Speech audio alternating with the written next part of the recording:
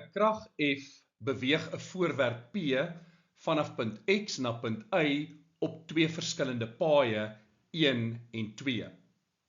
Die arbeid verrig deur F om die voorwerp te beweeg is dieselfde vir al twee paaie. Watter van die volgende beskryf krag F? Die korrekte antwoord is D, gravitasiekrag.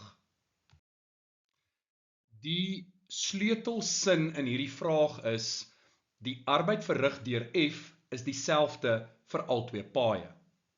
Dit beteken, die arbeid is onafhanklik van die pad en hang net van die begin en eindpunt af. So 'n krag noem ons 'n konservatiewe krag. Gravitasiekrag is 'n voorbeeld van 'n konservatiewe krag. Nou, hoekom is die ander verkeerd? Eerstens, normaalkrag A, gewoonlik verrig normaalkrag geen arbeid nie, omdat dit loodreg inwerk op die bewegingsrigting. Die kos van 90 grade is immers 0. Dan spankrag, in Engels is dit tension, die spanning. Nou, spankrag kan padafhanklik wees en is dus in die meerderheid van die gevalle 'n nie-konservatiewe krag.